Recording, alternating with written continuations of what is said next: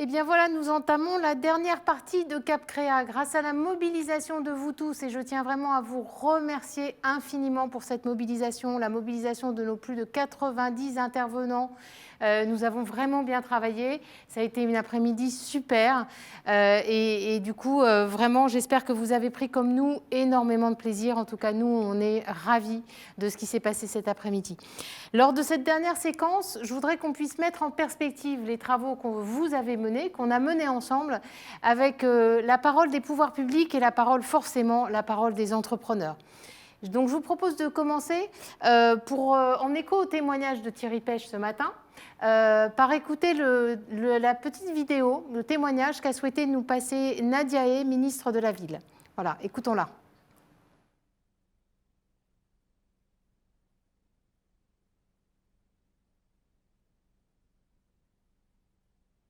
Je suis convaincue, vraiment convaincue, que la politique de la ville a trop longtemps été une politique d'exception, alors qu'en réalité, elle doit être une politique d'émancipation. Et c'est encore plus impératif dans le contexte de crise que nous vivons, car nous devons concilier cette urgence sanitaire et cette relance économique. La relance, c'est celle de l'emploi pour tous. Et nous devons faire du développement économique un levier central pour nos quartiers. Soutenir nos entrepreneurs, parce qu'il y a des femmes et des hommes qui ne demandent qu'une seule chose, c'est celle de réussir, à entreprendre et à se défaire de ces clichés trop souvent nombreux. Parce que la réalité nous apprend que les entreprises en QPV ne sont pas moins pérennes qu'ailleurs, bien au contraire. Une étude de BPI France, en partenariat avec Terra Nova, l'a montré en juin dernier. Ils sont ainsi 77% à dépasser les 3 ans d'existence contre 74% ailleurs en France. Donc cela veut dire que financer et accompagner un entrepreneur dans un quartier prioritaire, ce n'est pas plus risqué qu'ailleurs. C'est surtout faire ce pari de l'égalité des chances et c'est investir sur l'humain, sur les compétences, sur la créativité. Et vous tous qui participez à cet accompagnement, à la création d'entreprises, vous le savez mieux que quiconque. Grâce à votre expertise, à votre qualité d'écoute, à la mise en réseau, vous rendez possible cet entrepreneuriat pour tous.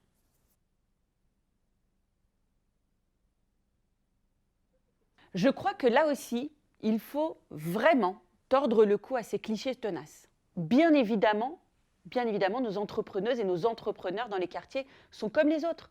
Ils font des sacrifices, ils relèvent des défis, ils se fixent des objectifs, ils aiment ce qu'ils font, ils contribuent à la cohésion du tissu économique et ils participent bien souvent au lien social. Mais il est vrai aussi que le taux de création d'entreprises dans les QPV demeure bien plus faible qu'ailleurs. Il représente aujourd'hui en France 1,7% de la population active, contre 2,2% hors QPV. Car les entrepreneurs, il faut aussi se l'avouer, rencontrent dans les quartiers plus souvent des freins, s'agissant notamment d'accès aux services bancaires. Faut aussi de bien connaître les structures d'aide et d'accompagnement à la création d'entreprises, à l'évolution de leur activité. C'est trop souvent le cas, par exemple, pour accéder à de nouveaux marchés, alors qu'ils ont tout autant le droit que les autres de réussir. Et c'est là que vous intervenez. C'est là que vous savez comment les aider à surmonter ces difficultés, les aider à s'organiser, à les mettre en réseau. Une chose est sûre, nos entrepreneuses et nos entrepreneurs dans les quartiers sont déterminés.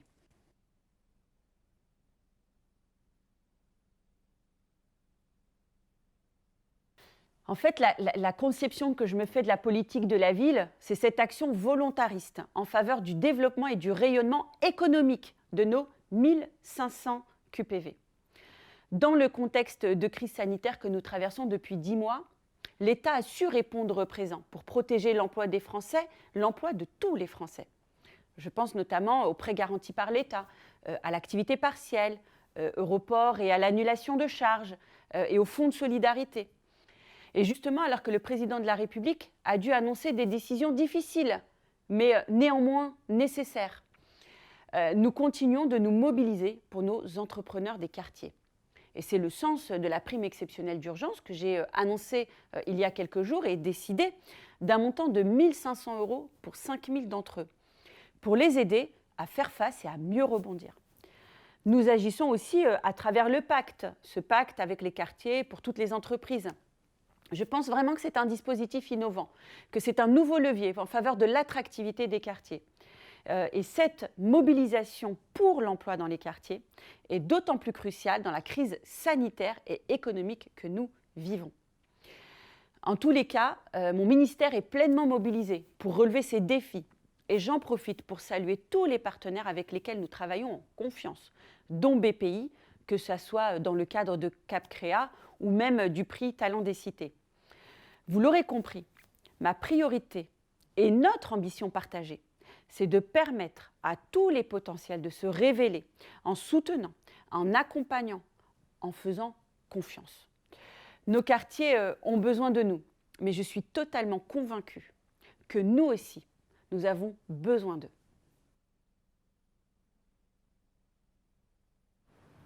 Alors, comme vous le voyez, on est attendu, vous êtes attendus. On est attendu par les pouvoirs publics, mais on est aussi attendu par les entrepreneurs.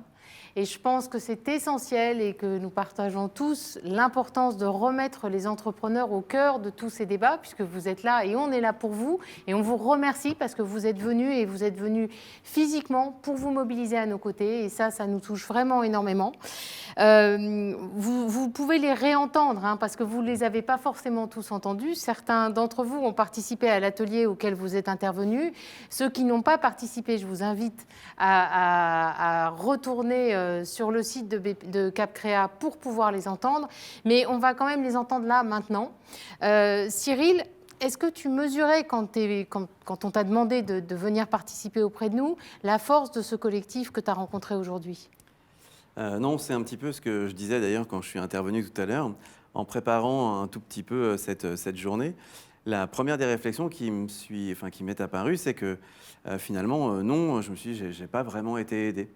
D'ailleurs, je suis pas tout à fait d'accord quand on parle de la solitude du dirigeant, parce que je me dis, bon, en fait, j'ai pas vraiment été aidé, mais je me suis jamais senti seul. Et puis en y réfléchissant, je me dis, mais non, en fait, le tout début de mon aventure, j'ai déjà eu un dossier avec l'ADRIR.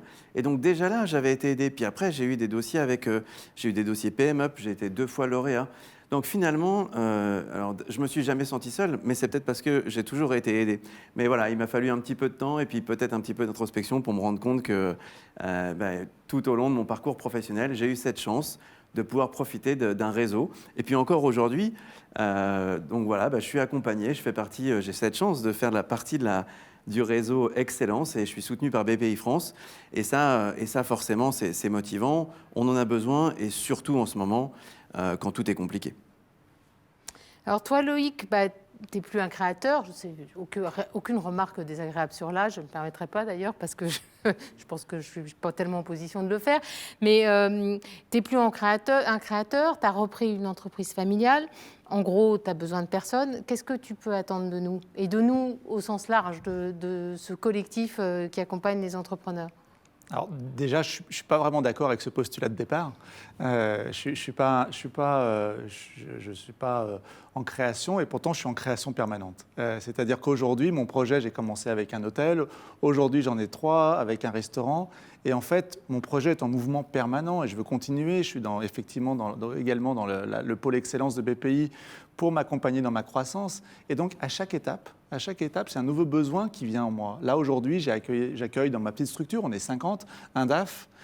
Ça remet en cause toute l'organisation et donc ma posture. Et donc, pour aller questionner tout ça, il faut que je sois très vigilant à rester connecté, à ne pas penser avoir sentiment un peu de toute puissance qui peut arriver et toujours être en mouvement. Et donc, le fait de continuer à m'investir pour Réseau Entreprendre, pour Second Souffle, pour d'autres réseaux auxquels j'ai pu participer à un moment ou à un autre, ça a 2 effets. Le premier, c'est en permanence me faire sortir de ma boîte, ça c'est important, pour aider des plus jeunes, comme moi on a pu m'aider, mais on le fait toujours aussi un peu pour soi-même. Et ça, ce que j'ai expliqué aussi pendant mon intervention, il faut que tous les hommes et les femmes qui sont dans ces groupes d'accompagnement comprennent que nous, en tant qu'accompagnants, on apprend tout autant.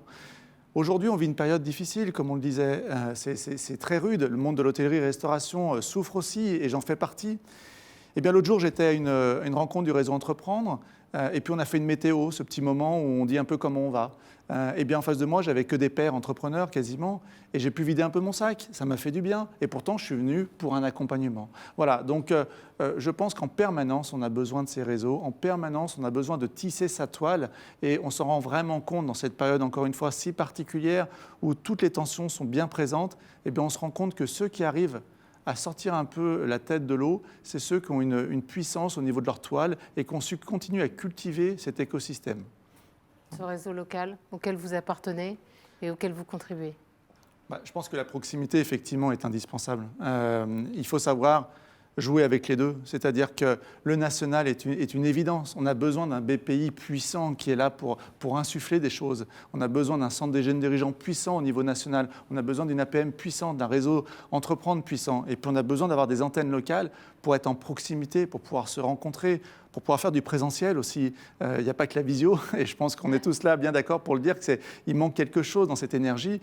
Et donc effectivement, la connexion avec nos réseaux locaux sont indispensables parce que pour aller plus vite dans cette grande part d'incertitude, on a besoin d'identifier nos référents et c'est effectivement le local a une importance énorme. Super. Je vous propose d'écouter maintenant le témoignage d'Alain Griset qui nous a fait le plaisir de nous communiquer aussi une petite vidéo pour vous.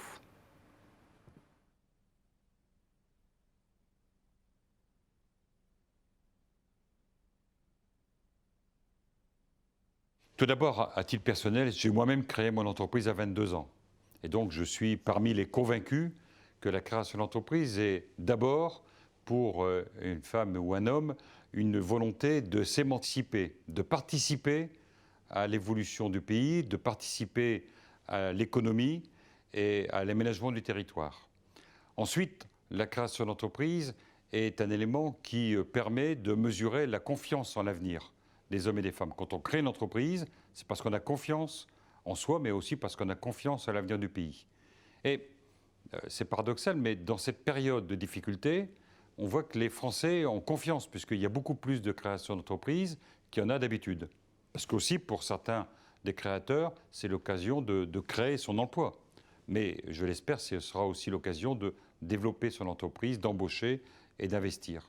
Et puis, la création d'entreprise, c'est quelque chose qui est prioritaire pour l'État.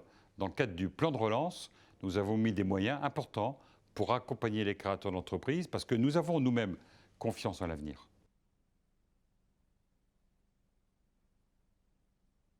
Toutes les études le confirment. Une entreprise accompagnée a beaucoup plus de chances qu'une entreprise qui ne l'est pas pour réussir.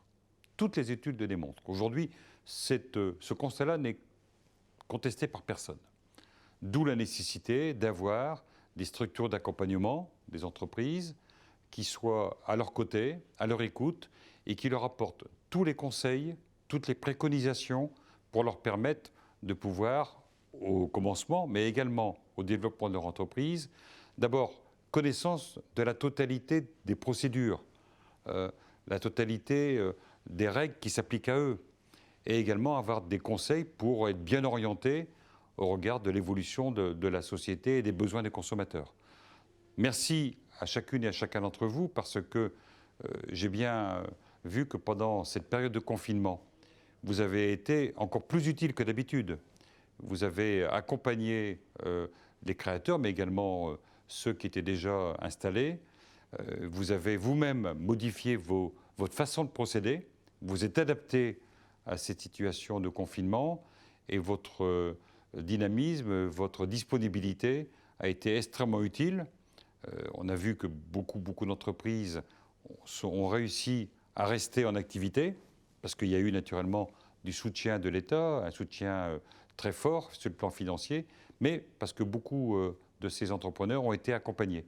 Donc merci à chacune et à chacun d'entre vous et continuez, vous avez un rôle tout à fait essentiel dans le pays.